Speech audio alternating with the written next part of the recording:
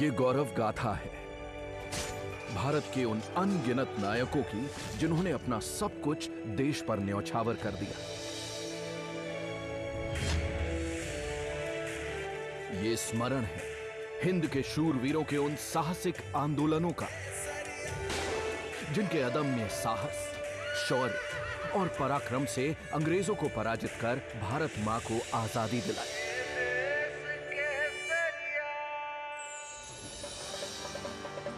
परतंत्र भारत में अंग्रेजों के खिलाफ गुस्सा था, बगावती तेवर थे और हर आंख में बस रहा था आजादी का सपना।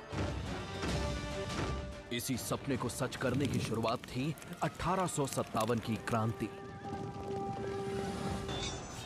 आजादी की इस पहली क्रांति में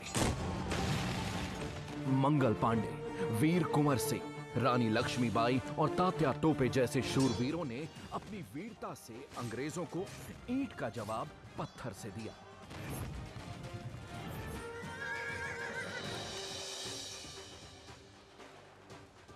राष्ट्र निर्माण की भावना और सबको संगठित करने के लक्ष्य के साथ 1885 में भारतीय राष्ट्रीय कांग्रेस की स्थापना हुई। आगे चलकर आजादी की लड़ाई में यह मील का पत्थर साबित हुआ।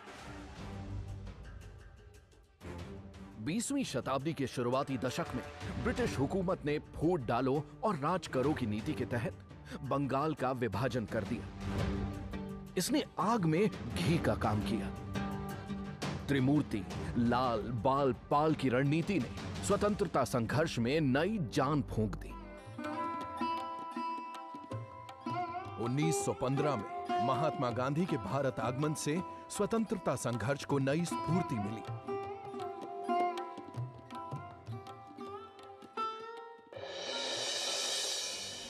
समय के साथ एक तरफ क्रांतिकारी गतिविधियां तेज हो रही थी, तो वहीं दूसरी तरफ महात्मा गांधी ने सत्य, अहिंसा और सत्याग्रह के अनुपम प्रयोग से ब्रिटिश शासन को स्तब्ध कर दिया। नील की खेती करने वाले किसानों को अंग्रेजों के मन माफिक शोषण से बचाने के लिए किए गए चंपारण सत्याग्रह ने स्वाधीनता आंदोलन को नई दिशा दी। पहली बार आजादी की लड़ाई ने अहिंसा और सत्याग्रह की ताकत को नजदीक से देखा और महसूस किया। 1919 में जलियांवाला बाग नरसंहार ने भारतीयों को आक्रोशित कर दिया। लोगों में गुस्सा और विरोध बढ़ने लगा। यहीं से शुरुआत हुई असहयोग आंदोलन की, जिससे स्वदेशी की मांग जोर पकड़ने लगी और बढ़ने लगी अंग्रेजों की मुश्किलें।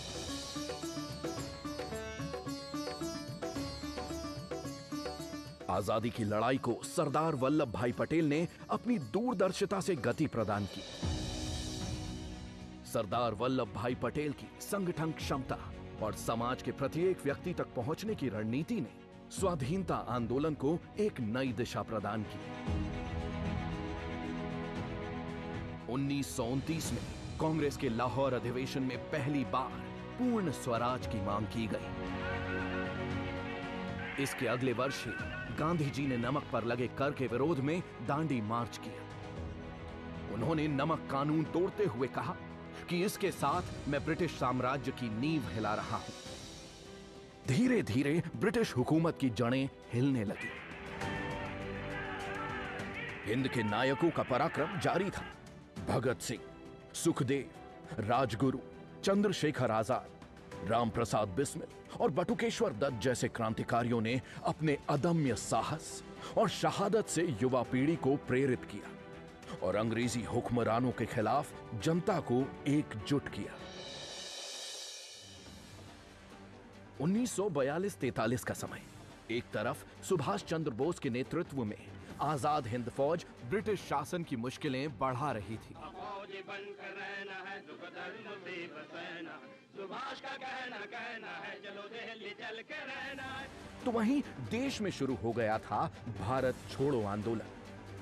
करो या मरो के जज्बे से भरे इस आंदोलन में पूरे देश की भागीदारी रही। इस आंदोलन के बाद ही अंग्रेजी हुकूमत को एहसास हो गया था कि अब भारत को गुलाम बनाए रखना नामुमकिन है।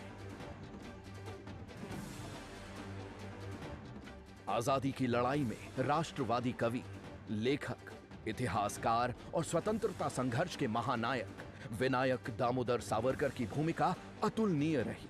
उन्होंने अपनी रचनात्मक सोच, अपने लेखन और विचारों से जनमानस को संगठित कर मातृभूमि के लिए सब कुछ न्यौछावर करने के लिए प्रेरित किया। बड़े आंदोलनों ने जहां स्वतंत्रता संघर्ष को मजबूती प्रदान की, वहीं क्षेत्रीय आंदोलन भी आजादी के लक्ष्य तक पहुंचने में मील का पत्थर साबित हुए। बिरसा मुंडा के नेतृत्व में मुंडा क्रांति, रानी गाइदिन्ल्यू के मार्गदर्शन में नागा आंदोलन या फिर वीरता और दृढ़ संकल्प की प्रतिमूर्ति रानी चेन्नम्मा का कित्तूर संघर्ष, ऐसी ही अनगिनत गाथाओं और आंदोलनों का गौरवपूर्ण परिणाम है 15 अगस्त 1947। भारत आजाद हुआ और स्वतंत्र भारत में शान के साथ लहराया हमारा तिरंगा।